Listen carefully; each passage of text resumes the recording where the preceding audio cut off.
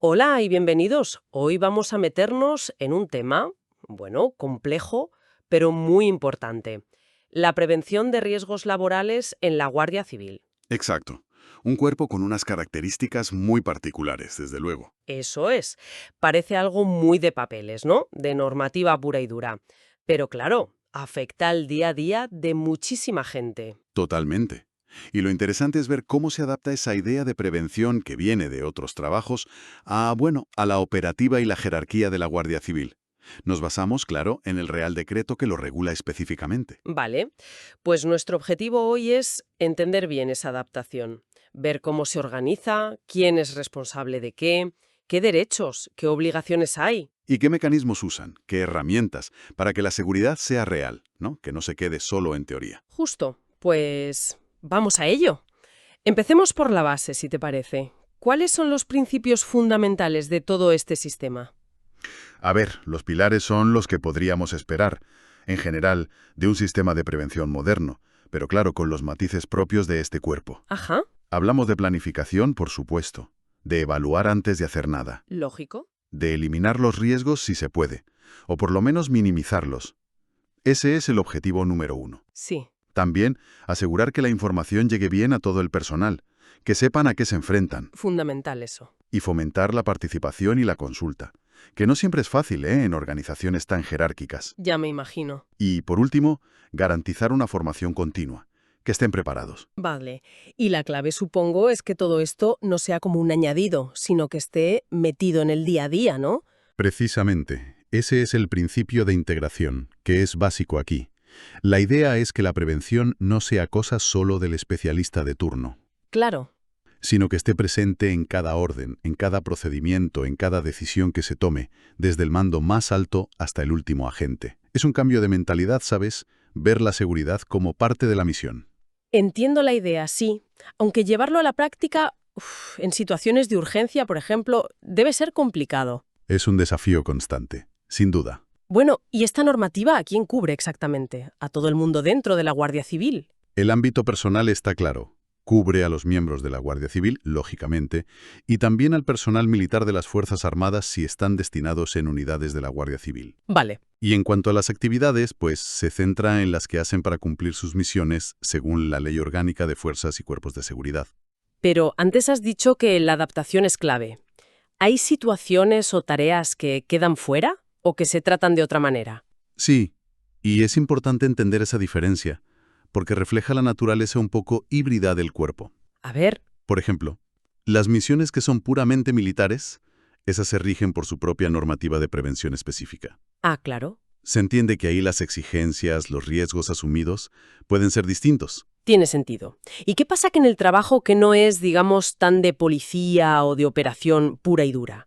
El personal de oficinas, técnicos... Pues para esas funciones, que no son exclusivas de policía o seguridad, se aplica la Normativa General de Prevención de Riesgos Laborales, la de la Administración General del Estado. La normal, digamos. Eso es. Pero ojo, este Real Decreto específico sigue aplicando sus reglas particulares en cosas como la información, la representación del personal, la participación. Ajá. Y también en cómo se organizan sus propios órganos de prevención. Es como un sistema de capas, ¿ves? Se adapta a cada función. Vale. Creo que ahora entiendo mejor el mapa de a quién y cómo aplica. Entonces, para llevar esos principios a la práctica en las funciones policiales y de seguridad, ¿qué herramientas concretas usan? ¿Mencionabas la planificación? Las herramientas clave son dos: la evaluación de riesgos laborales y la planificación de la actividad preventiva. Vale. La evaluación es como hacer un diagnóstico, identificar los peligros de cada puesto, de cada tarea y ver qué riesgo hay. Y eso no se hace una vez y ya está, ¿no? No, qué va. No es una foto fija. Hay que actualizarla cada cierto tiempo o si cambian las cosas. Equipos nuevos, procedimientos distintos, misiones diferentes. Y muy importante, hay que revisarla si alguien sufre un daño. Es un ciclo para ir mejorando. Y la planificación sería el tratamiento que sale de ese diagnóstico. Exacto. La planificación convierte esa evaluación en acciones. Dice qué medidas tomar, quién tiene que hacerlo, en qué plazo, con qué dinero o medios. Ajá. Y tiene que tener en cuenta cómo es la actividad, claro. No es lo mismo el riesgo en un despacho que en una intervención en la calle. Y también lo que ya se esté haciendo. Es la hoja de ruta para que la prevención no sea improvisar. Dentro de esa planificación, ¿se habla también de planes de emergencia? ¿Van en la misma línea? Sí, aunque están más enfocados a situaciones concretas. Los órganos de prevención tienen que asegurarse de que los edificios, las instalaciones, tengan sus planes de emergencia listos. Para incendios, evacuaciones, ese tipo de cosas. Eso es, definidos, implantados y al día. Es una parte más de seguridad estructural y de respuesta, pero vamos, igual de importante. Otro tema clave en prevención es la vigilancia de la salud. ¿Cómo se maneja eso en la Guardia Civil? Hay un equilibrio delicado ahí, entre ver si la gente está apta y proteger su privacidad, ¿no? Sí, es un punto sensible. Se garantiza el derecho a vigilar la salud periódicamente, pero siempre según los riesgos de cada puesto. Y la norma insiste mucho, mucho en respetar la dignidad y la confidencialidad. Claro, los datos médicos son muy personales. Exacto. Y se recalca que no se pueden usar para discriminar a nadie ni para perjudicarle en su trabajo. Pero hay que pasar esos reconocimientos sí o sí. Suele generar dudas eso. A ver, como regla general, son voluntarios. El personal decide si los pasa o no. ¿Vale? Pero hay una excepción importante. Pueden ser obligatorios, tanto los médicos como los psicológicos, si son absolutamente necesarios para saber si el estado de salud de alguien puede ser un peligro. ¿Un peligro para quién? Para sí mismo, para los compañeros o para otras personas. Piensa en el tipo de trabajo que hacen. Es una cláusula por seguridad correctiva, digamos. Entiendo la lógica por la seguridad, sí. Pero, ¿cómo se asegura entonces la confidencialidad que decías? Si son obligatorios, alguien tiene que saber los resultados. Buena pregunta. Los reconocimientos los hacen los servicios sanitarios y de psicología propios de la Guardia Civil, y son distintos de otros exámenes de aptitud que puedan existir. Los resultados detallados se le dan solo, única y exclusivamente al interesado. Nadie más los ve. La información médica detallada solo la maneja el personal médico y las autoridades sanitarias que vigilan la salud. No se le da a los mandos operativos ni a nadie más sin el permiso expreso de la persona. Es muy estricto. Entonces, ¿cómo actúan los de prevención si no saben los detalles? Si ven que hay que adaptar un puesto o algo. Ahí está el equilibrio que busca la norma. Lo que sí se comunica a los órganos de prevención y si hace falta el mando son las conclusiones generales. ¿Cómo qué, por ejemplo? Pues si la persona es apta, no apta o apta con limitaciones para su puesto. O si se recomienda poner o mejorar alguna medida de protección, pero sin decir el diagnóstico concreto. Necesita adaptar la tarea X, por ejemplo, pero no porque tiene tal condición médica. Ah, vale. Proteges la privacidad, pero permites actuar para prevenir. Exacto. Es buscar ese punto medio. Delicado, pero necesario para que el sistema funcione y la gente confíe. Claro, la confianza es vital. Y para confiar también es clave saber a qué te enfrentas, ¿no? El famoso principio de información. ¿Cómo funciona aquí? Pues sí, es fundamental. La Dirección General tiene la obligación clara de que todo el personal sepa cuáles son los riesgos de su trabajo y qué medidas se han tomado para prevenirlos o protegerse. ¿Y esa información dónde está? ¿En un tablón de anuncios? No. Tiene que estar integrada en lo práctico, en los manuales de servicio, en las instrucciones de cómo hacer las cosas, en las órdenes. No puede ser algo genérico. Saber es poder, también para protegerse. ¿Y se queda solo en informar? ¿O se anima a la gente a decir la suya? ¿Mencionaste la participación antes? Sí, y es interesante por lo que decíamos de la jerarquía. Se reconoce el derecho del personal a hacer propuestas directamente a los órganos de prevención para mejorar la seguridad. O sea que no solo reciben información, sino que pueden proponer cosas. Eso es, pueden contribuir activamente. ¿Y esas propuestas llegan a algún sitio? ¿O se pueden quedar en un cajón? La norma crea un canal formal. Esas propuestas las analiza y valora el Consejo de la Guardia Civil. Ajá, el Consejo. Sí, que es un órgano donde hay representación del personal. Actúa como asesor en esto, así que le da peso a lo que dicen los agentes. Es una forma de que las ideas que salen de la experiencia real puedan tener efecto. Suena bien como vía de comunicación hacia arriba.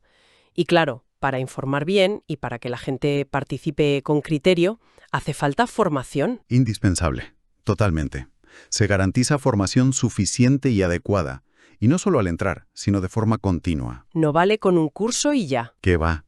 Tiene que adaptarse a lo que hace cada uno, así cambian los equipos, los procedimientos, si aparecen riesgos nuevos. Tiene que estar viva, actualizada. ¿Y hay formación más específica para algunos? Claro, la gente que trabaja en los propios órganos de prevención, el servicio central, las secciones de zona, las oficinas de comandancia, o los que tienen funciones específicas de seguridad, pues necesitan y reciben una formación más especializada, más a fondo. Lógico, son los que tienen que asesorar, investigar. Exacto, necesitan más herramientas. La normativa también se fija en casos concretos, como la protección de la maternidad. ¿Cómo se aborda? Pues de forma proactiva. Exige que se haga una evaluación específica de los riesgos para las mujeres embarazadas o que acaban de dar a luz. ¿Qué se mira exactamente? Pues si en su trabajo están expuestas a algún agente, algún procedimiento, alguna condición que pueda afectar negativamente a su salud o a la del bebé. Hay que ver qué tipo de exposición es, cuánto dura, qué intensidad tiene. Y si se detecta que hay un riesgo, ¿qué pasa? John dice que hay riesgo, los mandos tienen que tomar medidas para evitar esa exposición. ¿Qué tipo de medidas? Pues puede ser adaptar el puesto de trabajo, cambiarla temporalmente de funciones, o aplicar lo que digan las normas sobre destinos y permisos que ya existen para estos casos. La prioridad es proteger la salud en esa etapa. Es aplicar el principio de precaución. Hemos visto principios, herramientas, derechos, pero prevenir también son obligaciones. ¿Qué se le exige a la Administración, a la Guardia Civil como institución? Bastantes cosas y muy importantes. Tienen que garantizar que los equipos, los medios que se usan, sean seguros. Tienen que dar los equipos de protección individual, los EPIs, adecuados para cada riesgo. Y no solo darlo, supongo. No, claro. Tienen que asegurarse de que se usan, y bien. También tienen que organizar todo lo de primeros auxilios, la lucha contra incendios, la evacuación. Poner los medios necesarios. Y algo importante. Si detectan un riesgo grave e inminente, tienen que informar al personal afectado. Siempre. Bueno, la norma dice siempre que sea posible. Entendemos que si la situación operativa es crítica, pero la obligación está ahí. Vale, la responsabilidad de la institución queda clara, pero esto suele ser cosa de dos. ¿Qué obligaciones tiene el personal, cada guardia civil? Absolutamente. Es una corresponsabilidad. La norma lo dice muy claro. Cada uno tiene que velar por su propia seguridad y salud, y también por la de los demás a los que pueda afectar con su trabajo.